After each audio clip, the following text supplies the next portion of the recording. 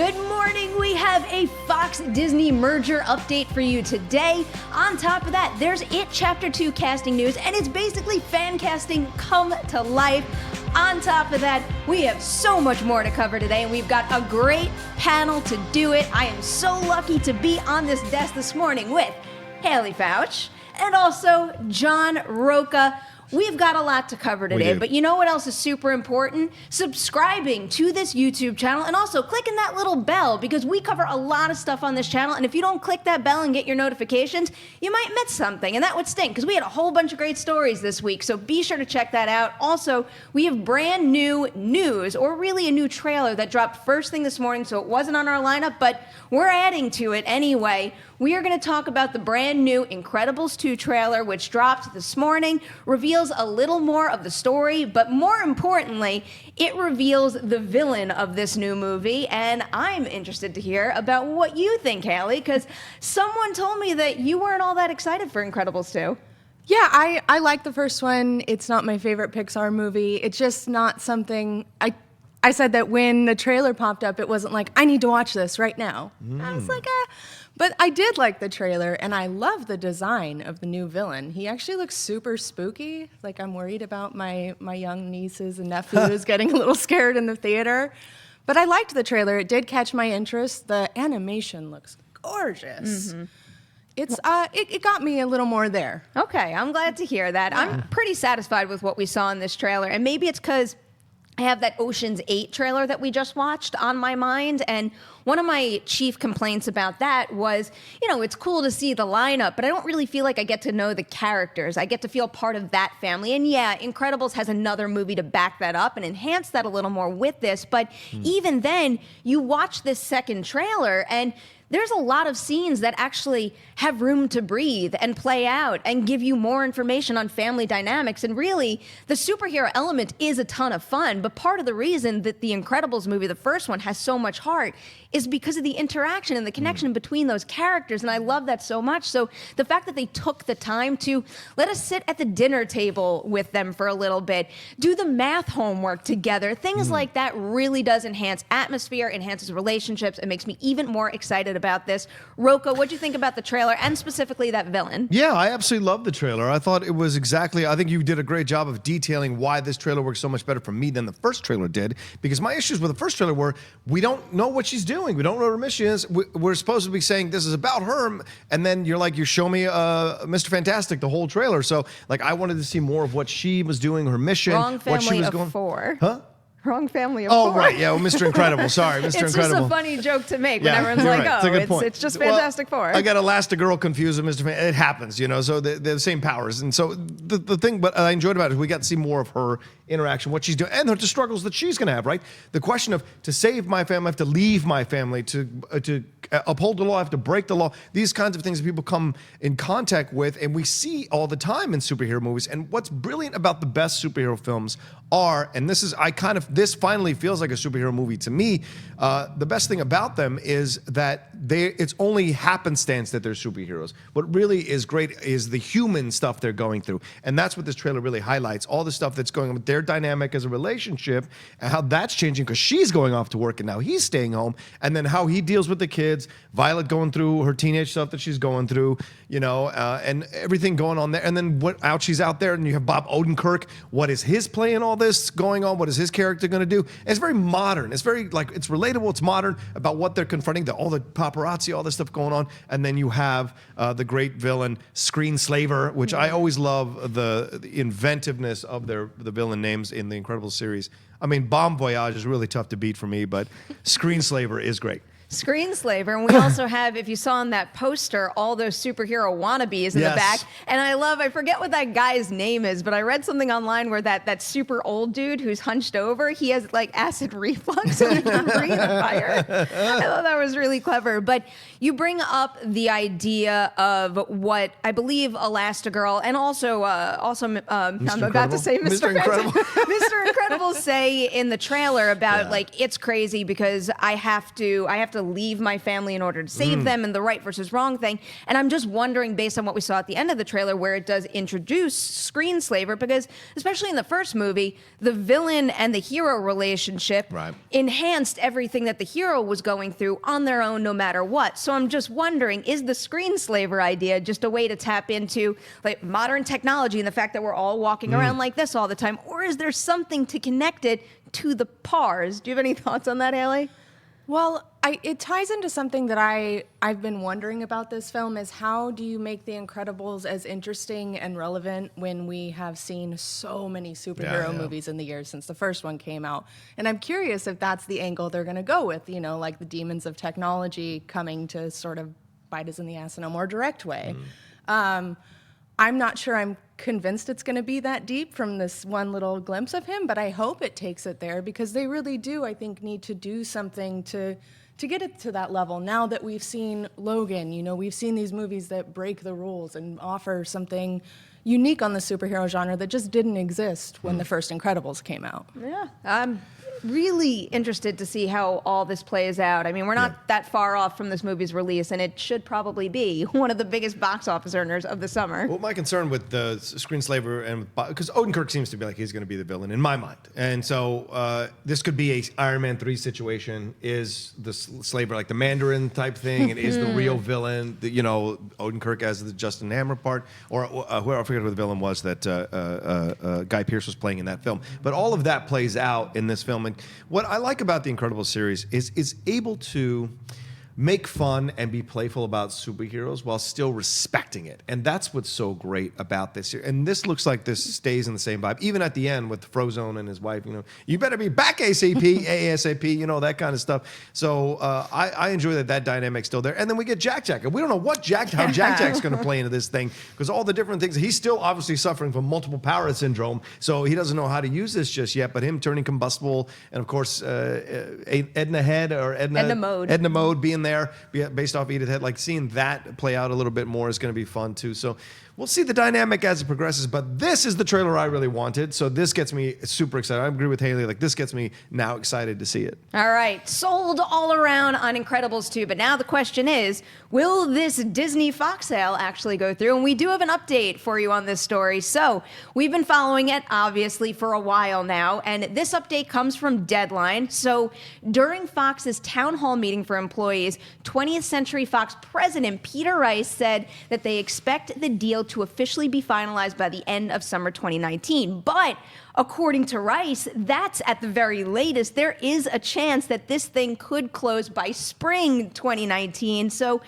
clearly, this is something we've been talking about nonstop, and we keep getting these updates, but really, every time I talk about it, I keep calling it the possible Disney-Fox deal, because who knows if it's going to fall through at any point in time. So the question I pose to you now, Rocha, is, does this announcement from the president of 21st Century Fox make you feel like this is really going to happen now? Yeah, it feels very inevitable to me. And from what how can I say this? I don't want to say sources, but people I know who work in both companies, it's pretty much a done deal. You can take it for a grain of salt, whatever, but like everyone's preparing for it already. They're already making moves, they're already having discussions, they're already having meetings, doing memos, those kinds of things to figure out how they're going to go forward with this. What unsettles me is this idea of the new Fox. Like that, I really don't like that branding that they were talking about. Like, you know, people try to compare it to New Coke in the meeting apparently, and he said, no, it's more like Diet Fox. And it's like, what are you talking about? So those kinds of things unsettle me. What is that going to end up becoming? Also, what happens to the sports? What happens to the actual Fox news division? What happens to the overseas stuff? Like, so there's so much about this that still has to come out into the light, but these mergers don't happen like, and then 30 days later, it's all good to go. No, these things take a lot of time to haggle, but it seems like to me, from what I'm understanding, they've agreed to the terms, and now it's a matter of how to make this all work and make it all fit, and who gets what and who does what. So this is what I'm 100% thinking. And John Schnepp mentioned this on Heroes too. He thinks it's done as well, and that everyone is just making the moves and being quiet about it until they can bring all this stuff out to the light. I mean, even if that is what's going on, and I'm not going to say whether or not that's true, maybe that's better off for everybody, that between now and then they have time to get their properties in order. And you also bring up the fact that you know some people at these companies. And I know we have a lot of fun here talking about the possibilities of the X-Men and the characters of the MCU uniting, but it can be easy to forget when you're wrapped up in all that kind of stuff that there are so many people employed by these two companies, and whether you move over to Disney, you move over to this new Fox, it could completely affect someone's happiness in their job. It could completely affect their livelihood. So if they're taking the time and doing this properly, because one other thing that Deadline mentioned is that for people transitioning, the transition should be seamless, and really, that's what I'm rooting for more so than anything. But, you know, this is movie talk. We got a show called Heroes. We love our Marvel and our Fox properties. So now that we have this targeted spring or summer 2019 date, Haleigh, does this make you reconsider the stuff that Fox has in the works? Because at this point in time, the upcoming films that Fox has dated within the X-Men world are Deadpool 2, Dark Phoenix, and New Mutants. The things that they have said that they're working on, but we don't really know what's going on, is Gambit, which who knows if that's got a release date or not anymore, Kitty Pryde, Doctor Doom, Silver Surfer, X-Force, and who knows what else that we haven't heard of. So what could this possibly mean for those movies? I mean, it's so hard to say at this point. Like, I don't feel 100% this is absolutely going to come together, because I just don't think that's how these things work. Nothing is known 100% until it's done. It's sort of like a movie can be made and you don't know that movie's coming into theaters until the day it's on screen. That's how Hollywood works.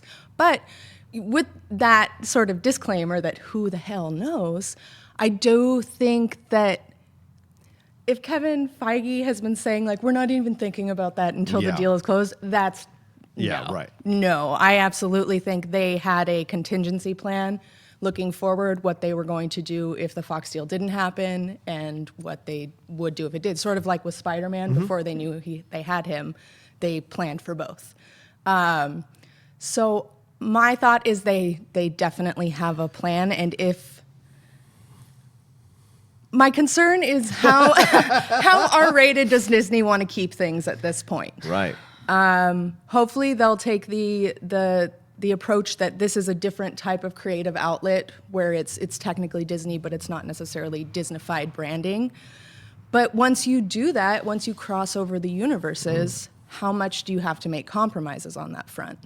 It is a very fair point to bring up, and it's a difficult thing to process right now just because they're having so much success in the R-rated sphere. And it's like, I want my Deadpool and my Logan, but I want to see these characters come together. And there is no doubt that I do really believe that if this merger happens, there could be a scenario where a Disney-owned Fox, whatever they decide to call it in the end of all this, they're going to have to start up another arm of R-rated distributed movies. And we also have the Guillermo del Toro Fox Searchlight thing. Maybe that can go into R-rated territory. I do think they could do it there.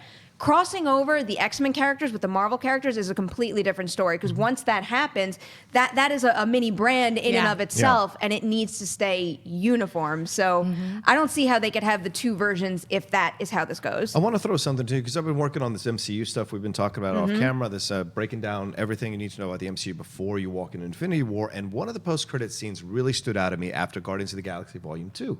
It's Stan Lee going, "You guys are my ride home. Where are you guys going?" That's the Watchers. The Watchers are very tied into the Fantastic Four. So that could have been their kind of way of indicating that this conversation at least was already happening with Fox and Disney and what was going on. So now that they've introduced the Watchers into the MCU, if this merger happens, they easily have now Watchers already appearing connected to Fantastic Four in the MCU, and they can just make it all work. So you never know with these things, and I think what you said about Kevin Feige is absolutely true. That man plans years ahead of time. Yeah.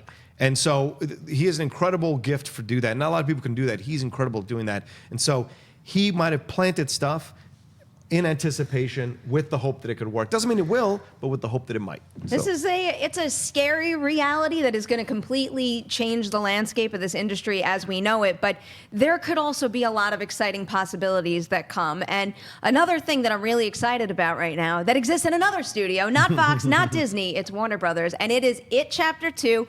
we got some big news on this one. So not only was it just confirmed that It Chapter 2 is going into production this summer, but we also got our second big bit of casting news. First, it was announced that Jessica Chastain was in talks to play Bev in the movie, and now we've got THR reporting that she is confirmed, and also James McAvoy and Bill Hader are both in negotiations to join the cast as well. McAvoy as an older Bill Denbrough, and then Hader as an adult Richie Tozier. It Chapter 2 is scheduled for a September 6th, 2019 release.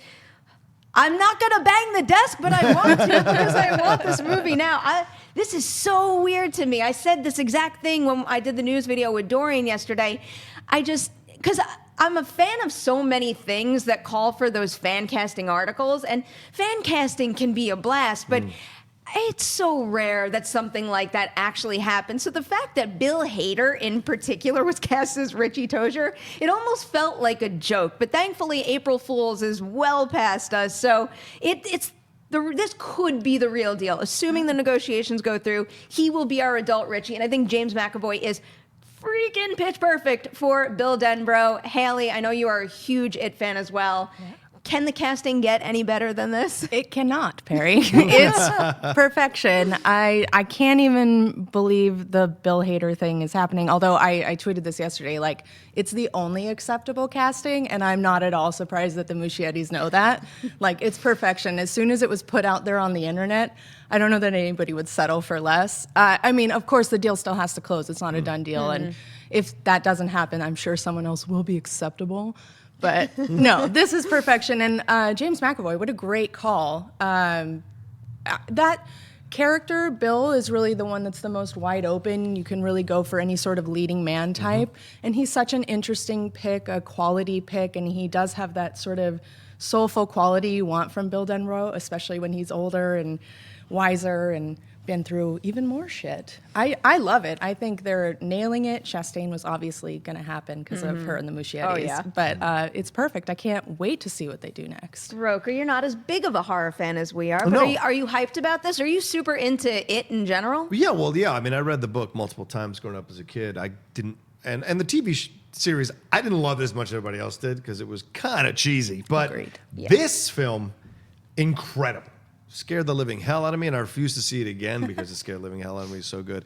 But this casting is great. I mean, we saw what McAvoy did in Split. So if he can play that many personalities, I'm sure he can nail Bill. And the thing with Bill is, Richard Thomas plays him in the TV series, or was it John Ritter? Do you remember who it was? John Ritter was Ben. Okay, so then it was Richard. But this idea of the stutter coming back, right?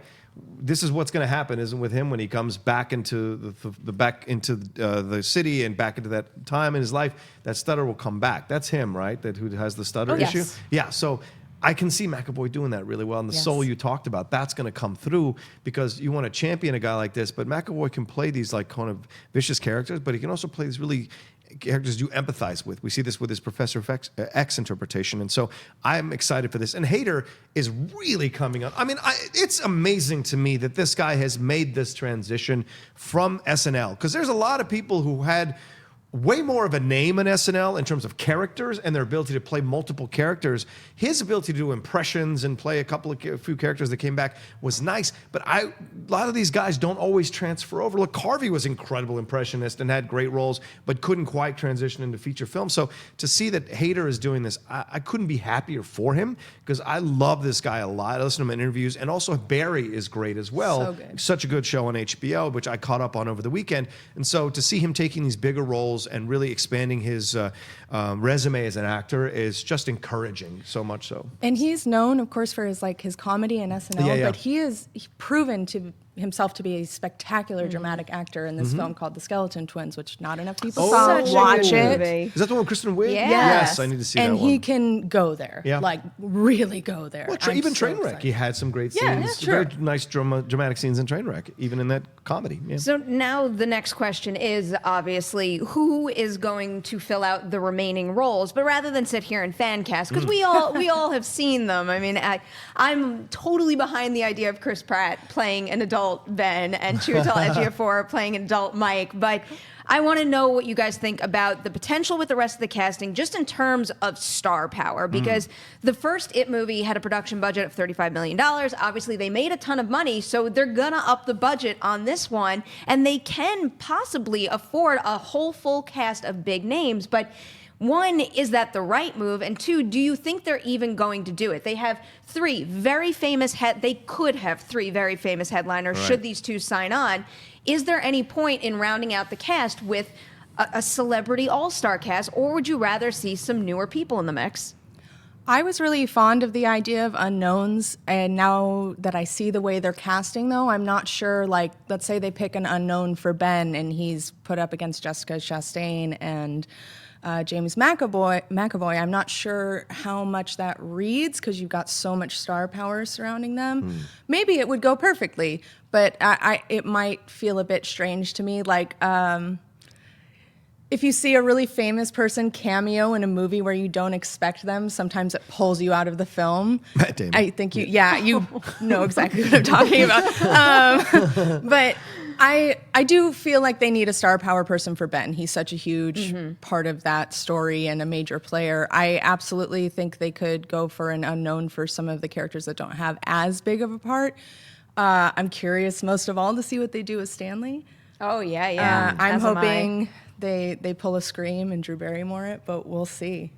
Yeah, there's some exciting possibilities here. The only thing that came to mind that worries me when you brought up your point, Haleigh, was, let's say casting continues and they don't make a big deal out of the rest of the roles.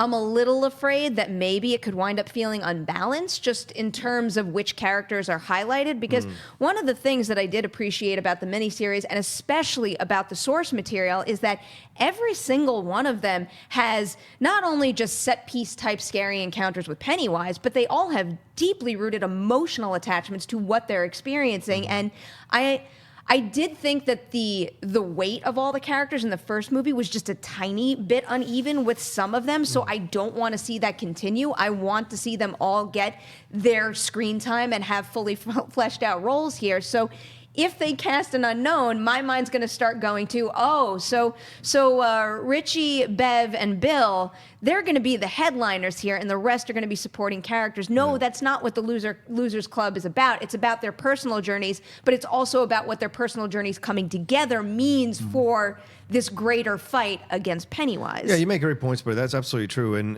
when you look at the cast from the TV series, it's basically soft rock. It's 70s AM soft rock casting. It's safe, white, waspish casting, and it's safe. But this is rock. These casts are so. And what we've got now is we've progressed into this kind of new world of the last decade of actors who are A-list talent, but may not be A-list, can open movies. You still have incredibly powerful, complex, layered actors who can deliver great performances, who have names. Chiwetel Ejiofor is not going to open your movie $1,000, $1 million, $100 million, but he will bring a power and levity, and he will bring a warmth to that character that will make you feel it when what happens to him. Same thing with Pratt. And I think also the material is important here. It's Stephen King material, and the fact that the Muschiettis did such a great job with the first one. If you're an actor out there who is an established actor who's got credentials and people want to put you in the role, why wouldn't you take it? That's the thing. And you get the chance to work with these three. So I think that whole idea of it being fan cast, I think we can push that away. It's about the best actor for the job. And if those actors are available, I think they will jump to sign on to be a part of this cast. And it won't feel like a celebrity cast. It'll feel like a good, strong ensemble cast. And that's what you want with this version of it. As should always be the case. Yeah, Yeah, sure. that's true. Something I'm curious about is how much of this is like a Friends of Friends thing. Because Jessica Chastain, yes, all three of them starred in The Disappearance of Eleanor Rigby. So I'm wondering if she was like, I know these two guys. Like, it does seem... So where can we squeeze Oscar Isaac into this cast? Yes. This cast really can't be shaping up any better thus far. And with production kicking off this summer, there is no doubt we're going to have more casting announcements for It Chapter 2 for you guys real soon. But right now, we have another big casting announcement coming from Disney's Mulan. So we just learned that Donnie Yen scored a role in the upcoming live-action Mulan movie. But that isn't the only person that was just added to the roster. According to THR, Jet Li and Gong Li are on board as well, and apparently Gong Li is playing the villain in the movie, and the villain in this version of the movie is a powerful witch. So for fans of the 1998 animated movie, you know that that is a pretty big change. Mulan is due in theaters on March 27th, 2020. Rocha, first off, what do you think of this casting news? And then what is the deal with this powerful witch character? Because the Mulan movie, the 1998 animated movie, did have some supernatural elements, but swapping the villain like that could be a major, major change. Yeah, listen, I'm still working through my feelings on this. And let's be honest, so I'm going to just speak rawly from where I'm at. First, I love Gong Li to pieces. I think it was a great in Miami Vice and Farewell My Concubine. And all. She's a powerful actress. And Jet Li is great. Donnie Yen, fantastic, especially if your first exposure to him was only Rogue One, you need to go back and see all his martial arts stuff. He's an incredible actor. Ip Man series, go into that. Jet Li, of course, years and years of credibility on this side of the water as well. But they're making some changes, and this idea that they're introducing a sister to Mulan now that was not in the movie, and we haven't heard about the talking dragon or not. But now you add this mystical witch, and I get 47 Ronin vibes, that remake with Keanu Reeves and that terrible witch and all that kind of stuff. Plus, the whole thing about this movie was that she was imitating a man to show she could be as good as men. So her defeating a man at the end, an evil villain at the end, reinforces that even more so. When you remove that, then you have woman versus woman. And what are we doing here? Yes, I get equality. Absolutely. I love that this is all happening. It's great. But if you take away one of the basic tenets of this film, it bothers me, because that's the whole point of the film, was that she could overcome, she was imitating a man, but she's every bit as a warrior as a man is, and can defeat a male villain as well. So to remove that and make it Gong Li, and nothing, it's Gong Li. Like I said, Gong Li, but it bothers me. Are you feeling the same way? No, I'm not bothered by it. Like I said, I'm still working it through. So. That's a really good point, though, that I hadn't necessarily considered. Gender dynamics have changed a lot since the first film came out, so I'd be interested to see what they're doing with that. My hesitation towards this stems more from, we've seen sort of two types of live action remakes from Disney so far. We've seen ones that are really loyal to the source material, like Cinderella and Beauty and the Beast, and then we've seen ones that do something a little weirder, and those have not been as good, like Maleficent and Alice in Wonderland. So it seemed like they're branching off towards that weirder direction, which gives me a little concern considering how those films went. But I'm definitely interested, and I think the casting they're doing is so cool.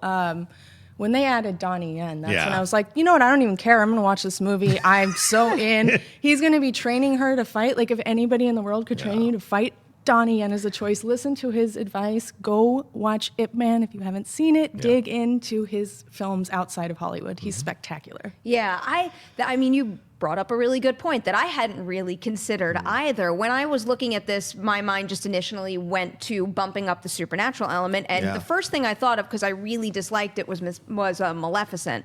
Maleficent is just all over the place, and I think there was a lot of potential going that route with that character's story, but I think it got completely muddied up by crazy effects and weird abilities that really didn't make much sense or enhance the character. And really, what else is Mulan but a character's journey and coming to accept who she is and rise to the occasion and prove to everybody that even because she doesn't follow your rules, there's nothing wrong with that. She still is who she is, and she's a special person for it, and it should be celebrated. So the supernatural part makes me worried that we're going to strip away some of that humanity to the movie, but I don't know. I'm still holding out hope for what this story could be. I am definitely of the mindset that they need to do the more faithful approach to these things, because I do think that simply switching from animated to live action is enough to add a whole new layer to the experience. It's one thing to add a new song. It's another thing to change the heart and the core and the soul of the story.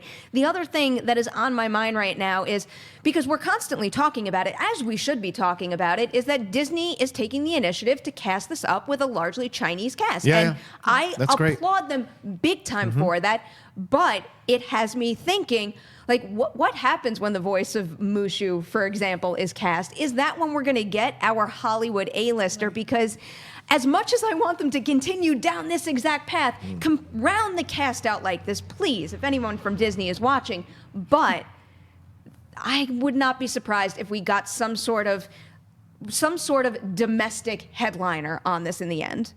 I expect that's absolutely what's going to happen. It is a business after all. They want somebody that they can market in America as well as internationally. But I think they're doing the right thing clearly with who they're picking, and what the people they're picking makes me wonder if this is going to be like a straight up martial arts film, which would really get my interest going. Because there were also reports that this might not be a musical at all. That might not be part of it.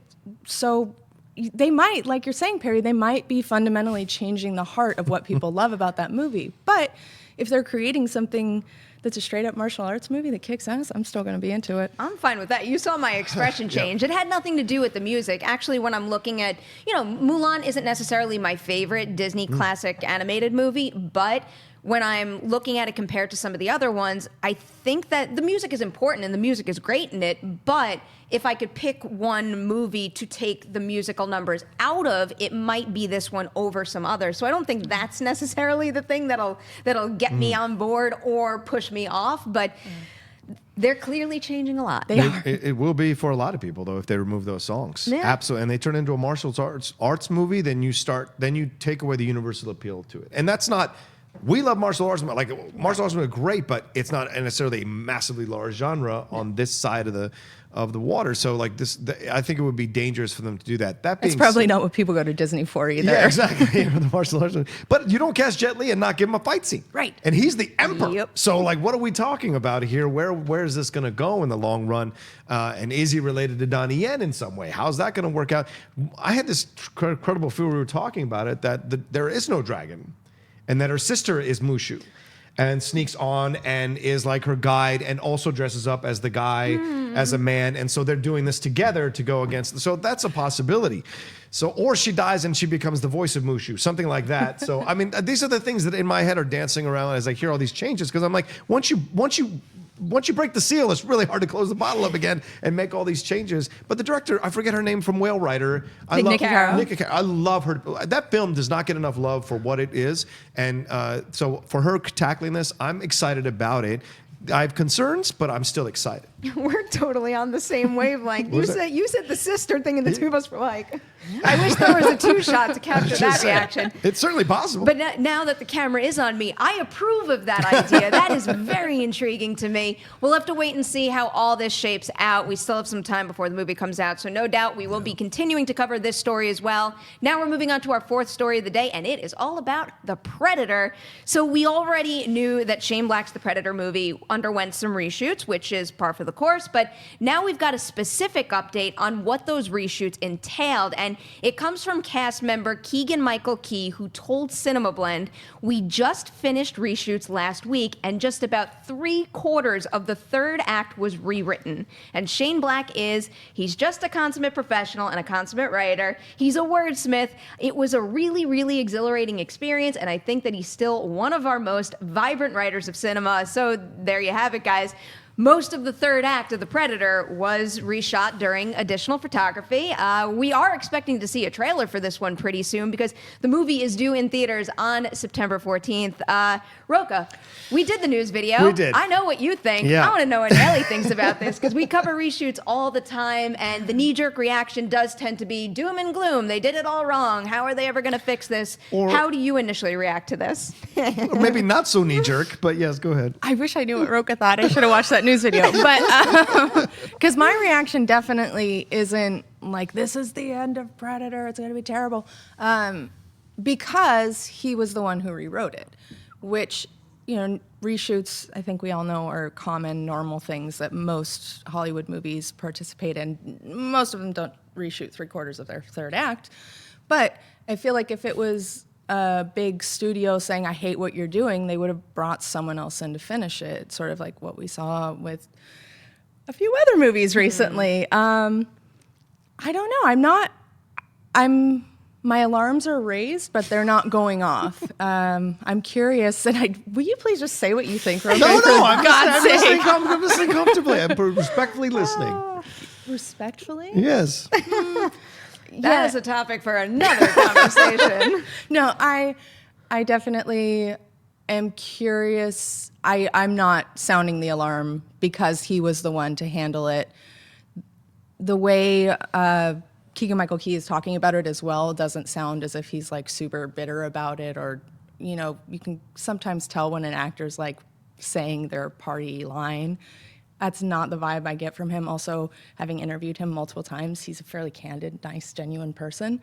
So I'm not freaked out, but I want to know why Rocha is. Yeah. All right, Rocha, go for it. Well, for a number of reasons. You say this idea of, and this is, you bring up an interesting point, Haleigh, about, well, they're bringing him back to write it. Well, great. They did that with Josh Boone. How's that working out for New Mutants? Like, oh, they're doing a whole new character. They moved it twice now. The same thing here, Predator. They've moved Predator twice. It was supposed to have come out 2 months ago. And now it's coming out, it was coming out in August, and then they pushed it to September. Now you're rewriting 3/4 of the third act. That tells me that the film doesn't work at all. It did not work at all, and they're redoing. This is not shooting an extra scene. This is like, just like with Boone, he's inserting a whole new character, or they're inserting a whole new character, Fox is, to make this film even more horror-based. This whole thing with Predators is like, Shane Black is I love Shane Black to pieces, but my job here is to look at something and analyze it. And I love Kiss Kiss Bang Bang. I love the Lethal Weapon stuff. I love the Iron Man 3. But you're looking at this, and the Predator series is not really known for making great movies since the first Predator, right? Predator 2 was terrible. AVP, none of them are any good. And Predators was okay, but it wasn't great. And you've got a cast that is a good, interesting cast, but to me, there's no alpha dog leader in this cast. And so there's no like Schwarzenegger in this cast. So this is interesting to me as well. Like, this makes me have pause. And how is this going to work? And then you're going to rewrite 3/4 of the third act and reshoot it and all this. And I know, Keegan, great quote, very political. Man has to work in this town. I respect. I think he's being honest, because you respect Shane Black, but there is concern on my end that they've already moved this thing twice. They're reshooting the third act. I don't know what you would need to have your bells to go off. Like, if they're reshooting it 3/4 that's the whole freaking movie, is the ending, is the 3/4. I don't give a crap about the first 2/3. That's setup. Give me that last third. And if they're reshooting the last third, what are you going to do? How does that affect your 2/3 setup ahead of time? Like, that's the thing. How do you reshoot a whole entire ending without affecting your first 2/3 of your movie? I see what you're saying. I totally do. It's also a possibility that the ending didn't work as they did it originally. Yeah. And they had to go back in. And I really think if it was like, we hate everything he's doing, they wouldn't have brought him in to finish it. Right. No, I'm although not saying that. I don't know if you can hand Shane Black stuff over to anyone else. Yeah, right, exactly. But I also don't think it's necessarily fair to point to the New Mutants and say that's not working, because we haven't seen the New Mutants yet. Well, I'm not saying it's not working. I'm saying it causes alarm. I Right, didn't say that's it's not true. working. I Right. didn't say that. Which Who knows is what what that the film's whole going to be like? reshoot conversation comes down to, is that we're talking about this all the time, and we have seen different endings, different outputs from all this, where it's a major reshoot, people are changed, high-level staffers are changed. The movie turns out really great for it. But then we've seen instances on the opposite side where it still didn't work, and it really was a mess to begin with. So who knows what's really gonna happen with this? But Shane Black is a filmmaker that I have a lot of faith in. Yeah. And yeah, maybe there's no Arnold Schwarzenegger on this lineup here, just in terms of buzzy star power, but I look at that cast and I see talent in every single one of them, no matter what. So I really do think this is the right group that's coming together here. And I'm looking at it as, yeah, they probably got into the edit room. They probably put together an assembly. Hey, that ending didn't really work as well as it should have. And maybe they are lucky enough to have the luxury of not saying, oh, like, what can we pick up in a couple days reshoots here or there? Maybe we could just redo the entire thing, especially if we have the budget, if the folks involved are available. So I am still holding tight to the likelihood that this will make a better Predator movie for it. Okay. That did not sound like I convinced you. No, because Predators has a great ensemble cast too. I like Lawrence Predators. Fishburne, Adrian Brody. Those are all really good actors. Braga, they're all good actors. That didn't really work out. It didn't have Shane Black though, which is a huge difference. True. It didn't have Shane Black and it didn't have that style, but I will defend hold out Predators. hope. I will too. I don't think Okay. it's the greatest Predator movie I've ever seen, but it's the second best? I thoroughly enjoyed it. Would you say second best behind Predator? Yeah. I would I'm agree with that pretty as well. Confident in that. It's still not that great. I enjoy the second Predator movie, but I don't know if I'd say it's like good. Oh, Haleigh. But it's fun. Well, now that we have not cleared that issue up at all, let's move on to our final story of the day. This is one that I'm pretty excited about. If you were hoping for a Quiet Place sequel from John Krasinski, you might not be getting it anytime soon because he's got something else lined up right now. We've got THR reporting that his next movie will be a sci-fi thriller called Life on Mars. It's based on a short story by Cecil Castellucci, not going to pronounce that right no matter what. That covers what happens when a woman who is one of the few descendants of a human colony on Mars that was abandoned by Earth, she learns that she can actually breathe the Martian atmosphere, and that is a discovery that winds up unlocking the mystery, the disaster that stranded her and her team on the planet in the first place. So all three of us have read this short, so let's just start there. Haleigh, based on that short, do you see big screen potential? Yeah, I do. They're clearly going to have to take the premise and just fill it out enormously because it is a short. It's essentially a premise. Yeah. But I see how it's a perfect fit for Krasinski after A Quiet Place. I mean, the rules they set up in the first page of that short story are very similar to what we see in the first act of A Quiet Place. It's all about survival, and everyone has to do their part, and they have a very established set of rules to survive. I see how it's a good fit for him. I'm very interested to see what they do with it to build it up to something that can be feature length. They're going to have to add a lot. 1,000 scenes. When I read it, it read to me almost like a first act where we kind of got the inciting incident, which really, I think that actually excites me. I mean, it's going to be a challenge to beef it up and make it into a full feature, but really, that to me is the benefit of adapting a short story, is it is short and you need to make it long into a feature. And that gives someone like John Krasinski and whatever other creatives he winds up working with on this project, so much room to breathe where you have this really great starting point. The only thing that has me a little concerned is, and I'm not going to spoil the short story because if you want to check it out, go read it for yourself. But there is one movie out there that I would compare this short story to, and it's not necessarily the comparison that would put this project in the best light. So I would like to see them avoid that, but I don't really know how they can based on just having read the short. So, Rocha, what do you think of the short? And then what do you think of Krasinski making this his follow-up to A Quiet Place? Well, I enjoyed the short, but it is short, and what Haleigh said is correct. And also, the twist is a premise I've seen twice now in sci-fi films. So for me, once in a sci-fi film and once in a regular film. And so for me, I'm like, it's not original in terms of the twist. So how are you going to make that work within the confines of this world in this story?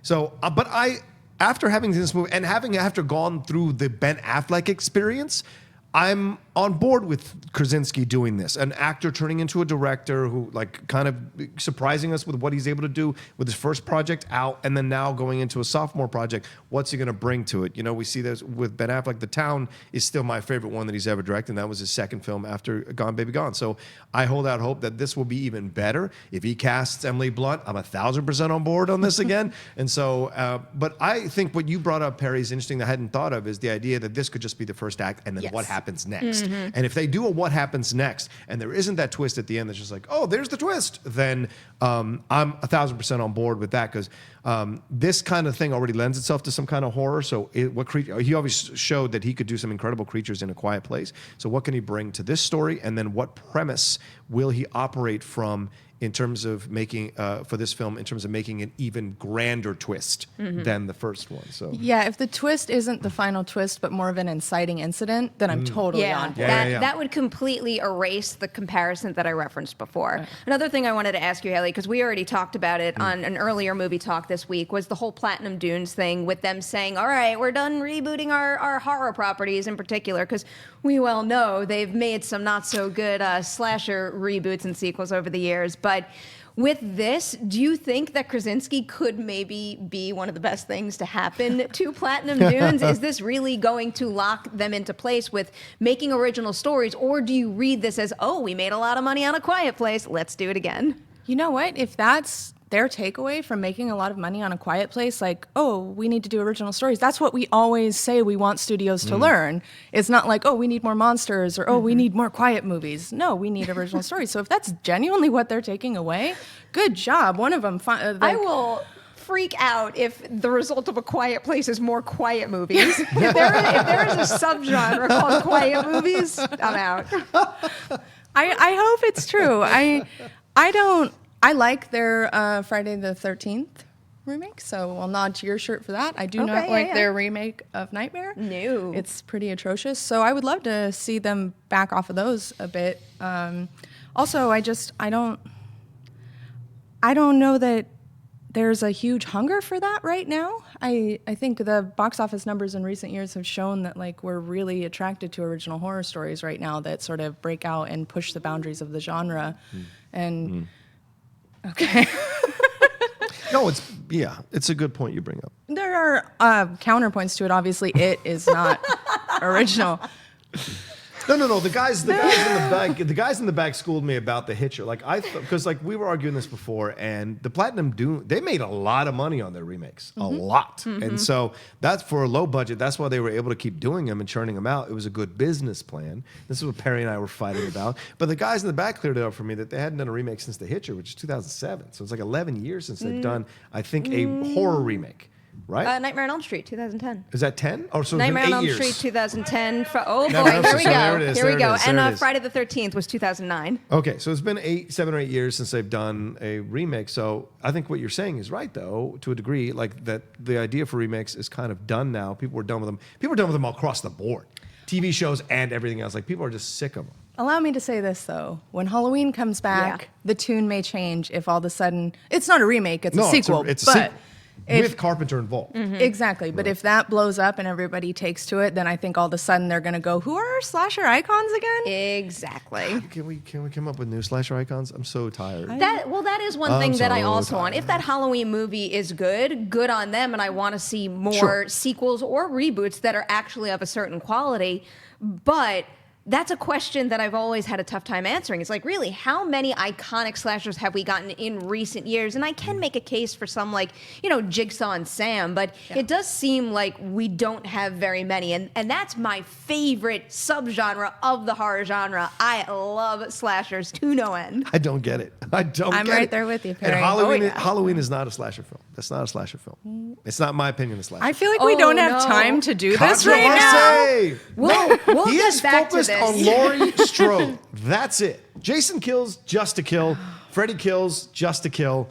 Jason's on. So to me, Halloween is here. Friday 13th, Nightmare on Elm Street is down here. That's the difference. I hate leaving it like this, but we're gonna get back to this. We'll get back to you on this conversation. I'm coming for you, Rocha. We gotta leave it. I might not be here on Monday morning. We gotta leave some Alive. time for a Twitter question today. So send them into the Twitter account right now, Collider Video on Twitter. And I've got some plugs for you. And I'm very excited about this first plug because we had our very first edition of Now, Later, or Never drop this morning. This is a new review show with myself, with John Rocha. It is super short, sweet, shareable. So if you're in a position where you only have a few minutes to make a decision whether or not you should see a movie, this is the review show for you. I love the concept. I have a blast doing it with this guy, despite what you all might think. So our Rampage review is up and running. We will have a truth or dare one for you a little later today. So please check that out, share it. That would be much appreciated. Also, we had a new episode of Jedi Council drop yesterday, and on top of that, it's a big day here because the free-for-all, the big event, the free-for-all is coming your way. I hope you carved out a whole lot of time to watch this thing because it's a long, long episode, but it's a lot of fun, intense matches all around. Check that out. And then on top of that, you guys have heard about this a lot, but our Podcast One feed is just taking off. There's so much great new content. Rocha, you have your wrestling show now with Christian. There is so much to explore there, so be sure to check all that out. Sign up for all those feeds. Mailbag has a feed. Mailbag is on the factory feed, but go check out Mailbag there too. A whole nother way to experience Mailbag. And Rocha's going to be joining me for Mailbag this weekend, so you're going to want to listen to those episodes. Now, for a Twitter question. And as we all know, today is Friday the 13th. So I didn't wear black on purpose. Supposedly it brings bad luck if you wear black. Really? Oh, I'm sorry, Haleigh. You should not have sat so close to me. Sorry, Haleigh. Well. So our Friday the 13th question is going to come from Grant, who goes by MK Songbird, and Grant writes, because it's Friday the 13th and I miss nightmares, what would be some of your recommendations for some recent indie/foreign horror films? Haley, can I put the pressure on you first? I imagine you have like a whole list to go through. Yeah, I'm sure that I do. Maybe too many. What have I enjoyed recently? So it's like probably old news by now, but I always want to pump it. Raw, which came out last year, the cannibal Which film. I think is still on Netflix. Yes, it is, and it's so good. It's Julie Ducournau. She's a French director. It's her first film. It's so good. There's one coming. So Shudder has been really killing the game and picking up acquisitions for smaller horror movies. They have done a few recently that I love. One is called Cold Hell, and it's spectacular. It's like a giallo-style murdery thriller, and the girl is so kick-ass. It's just amazing. Watch it. Coming up, they have one called Revenge that's not out yet, but I think it's coming in a few weeks, and that's sort of a unique take on the rape revenge movie that's not gross and horrible and is like also very much in line with the sort of new French horror wave that we had a decade ago where everything's crazy bloody. So those are the three that came to my mind under that pressure. Something you just said made me think of Hounds of Love. Hounds of Love that's a great one. Is a great call. I It'll don't know break if that your soul one, in half. Yeah, pretty much. Yeah. But it's very, very well done, very well acted. I'm not sure if that's streaming, but thinking about what is on Netflix and what you could watch right now, Veronica is a great option. It took me way too long to actually watch that thing, but I did on our way to Israel, and wow, that movie is something else. The atmosphere is incredible. And speaking of great performances, it features a group of kids that are great together and really do feel like a true family, which makes the horror of the situation that they're in even more effective. I love that. And you know what? I know this is movie talk and we're talking about movies right now, but I'm going to continue to plug Channel Zero because I finally finished the last 2 episodes of Butcher's Block. I hadn't had time, so I went back and started from the beginning and rewatched all 6 to lead up to the big finish, and it didn't disappoint. It was well worth my time. It doesn't matter what season of Sci-Fi's Channel Zero you watch.